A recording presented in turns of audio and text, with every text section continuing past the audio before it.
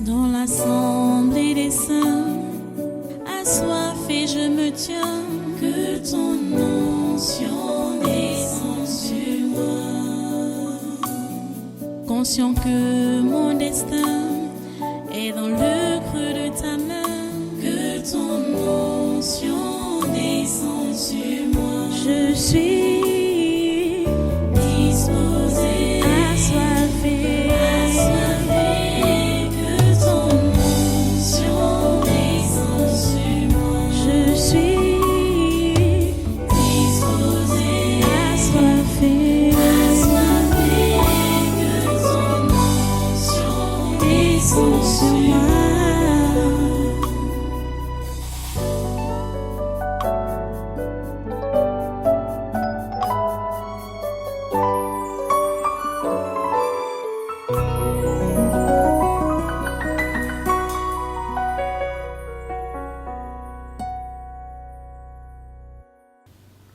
Vous voyez, Isaac et Rebecca se sont vus après que le mariage ait déjà eu lieu dans la famille de Rebecca. Et ils se sont vus où? Au champ. Quand le serviteur a mené donc la femme à la maison. C'est là qu'ils sont rencontrés pour la première fois. Et la Bible nous dit que Isaac l'a pris, l'a amené dans la tente de Sarah, sa mère, et il l'a aimé. C'était un mariage divin. Quand ça vient de Dieu, ça n'a pas besoin de protocole. Parce que lui-même, il a arrangé ça auparavant. Vous êtes en train de comprendre ici que il y a un esprit des abîmes appelé le lien pour le mal. Il faut également comprendre que le lien pour le bien est là, c'est lui dont le Saint-Esprit. Quand tu es connecté à Dieu par son esprit, tu vas prendre celle que Dieu a prévue pour toi de toute éternité. Tu comprends? Mais quand tu n'es pas connecté à Dieu, c'est là donc que le lien pour le mal va intervenir. Et le lien pour le mal commence à intervenir depuis. C'est-à-dire, depuis quand chacun est né, le lien pour le mal est aussi là pour essayer de mettre cette personne en contact avec la mauvaise personne pour le mariage. Directement. Parce que le diable sait que quand la famille est atteinte et attaquée par lui, il a atteint la société. C'est pourquoi il s'attaque au mariage, il s'attaque aux familles pour gâter donc la société. Si aujourd'hui, nous disons que nous sommes des chrétiens et on ne suit pas le conseil de Dieu, on ne suit pas les principes de Dieu, on va continuer à faire les mariages qui sont gérés par le diable. Et vous comprenez que la société ne pourra pas fonctionner comme Dieu le désire. Vous voyez ça? Ça ne pourra pas. C'est le diable qui va continuer à avoir l'avantage. Donc cette question du mariage est sérieuse. C'est une question sérieuse. Vous comprenez? Le verset 37, 1 Corinthiens 7. Je vais relire ça.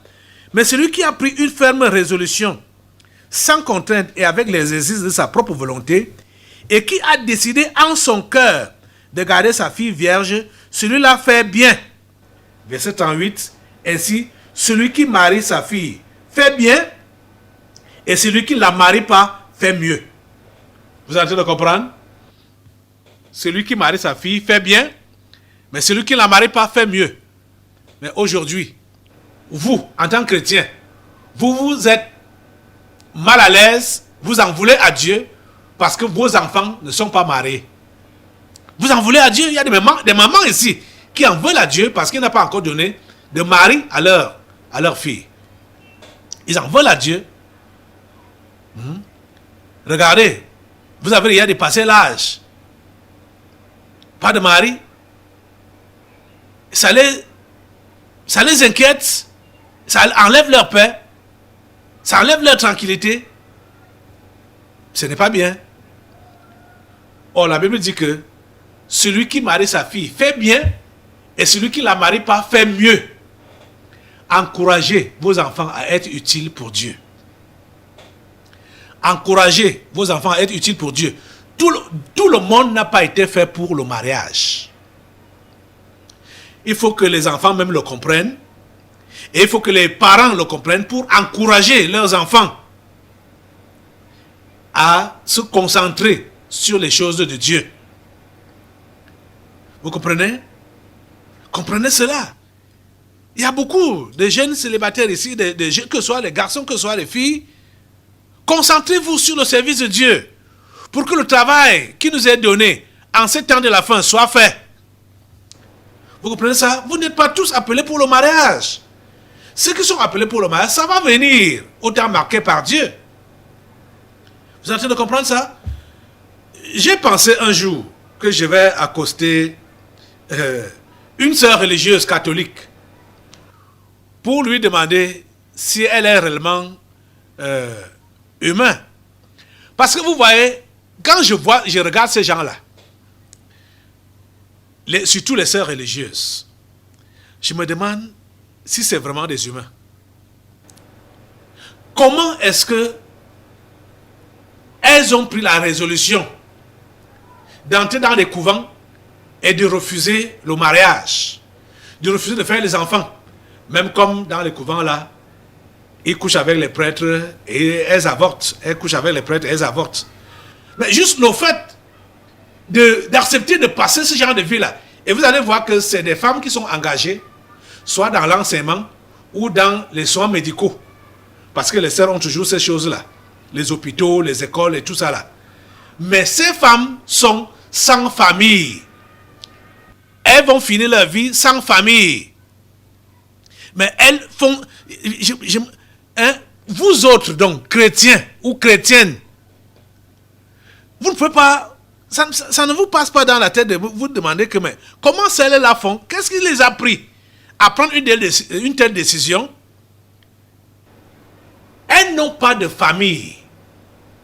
Elles n'ont pas de famille. Elles ne font pas des enfants. Les enfants qu'elles conçoivent dans les couvents. Elles avortent ça et elles n'auront pas d'enfants dans leur vie. On peut comprendre que plusieurs sont de la catégorie des anges déchus, c'est vrai. Mais, comme elles ont des carcasses humaines là, ça devrait inspirer plus d'une fille qui me regarde ici là maintenant. Que regardez celle-là, elle va finir cette vie-là ici sur la terre étant loin de Dieu, parce qu'elles ne sont pas à côté de Dieu. Hein? Ces femmes religieuses là, elles ne sont pas à côté de Dieu. Les sœurs religieuses, les sœurs catholiques là, ou même protestantes. J'avais vu, il y a une communauté de protestantes là-bas à Bafoutin. Hein? Je les ai vus pour la première fois, ça devait être en 88 que je découvre qu'il y a aussi des communautés religieuses protestantes qui ont voué leur vie pour la cause de leur religion. Je ne parle pas pour la cause de Dieu. Elles savent, elles vont mourir, aller en enfer. Mais les voilà qui ont tout sacrifié ici sur la terre. Et toi alors, enfant de Dieu, toi qui dis que tu es chrétienne, tu es né de nouveau, tu as donné ta vie à Jésus, tu trouves ça dur de pouvoir consacrer ta jeunesse et ta vie entière pour le service de Dieu. Regarde un peu ce modèle-là des sœurs religieuses. Regarde un peu. C'est un grand défi. Ça doit être un grand défi pour toi. Et tu dois relever ce défi-là aujourd'hui. Pour vraiment laver les mains. Et vous voyez que elles ont des activités dans leur communauté. Elles ne blaguent pas avec ça. Mais dans le bénévolat total, pour ne pas avoir une bonne récompense à la fin de leur jour sur terre.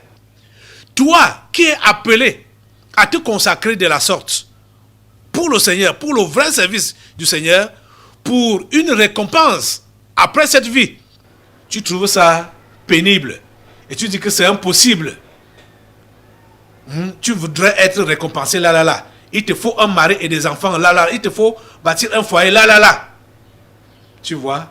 Et voilà que tu es enseigné. Et tu n'as pas d'excuse devant Dieu. Tu n'auras pas d'excuse devant Dieu si tu ne mets pas cet enseignement en pratique, si tu ne te lances pas au service de Dieu, tu n'auras pas d'excuses devant lui. Tu comprends ça? Ok. Je vais finir. On va arrêter maintenant là. Verset 39 dit, une femme est liée aussi longtemps que son mari est vivant. Mais si le mari meurt, elle est libre de se marier à qui elle veut. Seulement que ce soit dans le Seigneur. Voilà donc la précision. Le mariage des chrétiens doit être fait en Christ, dans le Seigneur. Que soit la veuve, que soit la vierge, ça doit être dans le Seigneur. Vous comprenez? Le chrétien ou la chrétienne doit épouser quelqu'un de son genre. Vous comprenez? Seulement dans le Seigneur. Et écoute la conclusion sur ce sujet. Verset 40. Elle est plus heureuse néanmoins si elle demeure comme elle est. C'est-à-dire parlant de la veuve. Qu'elle est plus heureuse en restant veuve. Suivant mon avis, et moi aussi je crois avoir l'Esprit de Dieu. Voilà, Paul a parlé sous l'inspiration de l'Esprit de Dieu. Ce conseil doit être écouté et suivi par la jeunesse du tabernacle de la liberté. Mettez ces conseils en pratique. S'il vous plaît, permettez à Dieu de faire ce qu'il a décidé de faire avec vous pendant cette génération et donner un bon exemple aux générations à venir. Lève-toi pour prier Dieu. Lève-toi. Lève tes mains au Seigneur. Dispose juste ton cœur. Ouvre ton cœur. Je vais prier pour vous. Seigneur mon Dieu, je vais te confier cette jeunesse. Et ces parents qui ont suivi ce conseil aujourd'hui, je sais que plusieurs sont préoccupés par cette histoire de mariage. C'est le péché du sexe qui a souvent été à la ligne, l'occasion principale pour plusieurs d'abandonner la foi. Je prie, Seigneur, que tu aides cette jeunesse et ses parents de suivre ton conseil qu'ils ont reçu aujourd'hui. Ce n'est pas pour la première fois, mais permets que cette église, cette jeunesse et ses parents puissent relever le défi qui est de faire le travail que tu as prévu pendant cette génération pour sauver les âmes par multitudes, par milliers. S'il te plaît, interviens au nom de Jésus. Merci Seigneur d'écouter ma prière et de l'exaucer au nom puissant de Jésus. J'ai prié. Amen. Amen. Assois-toi. Nous allons maintenant passer aux délivrances prophétiques. Avant de partir totalement, du moins, je vais vous rappeler de ne pas oublier l'investissement humain de samedi à 8h ici, là. C'est très important. Venez tous avec votre matériel, pelle, pioche, seau, les bottes, les houes. Venez avec tout ce que vous... machette, venez avec ça, ce samedi à 8h. Soyez tous bénis.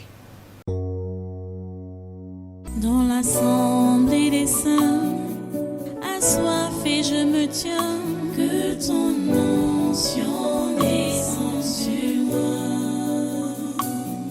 Conscient que mon destin est dans le creux de ta main, que ton onction descende sur moi. Je suis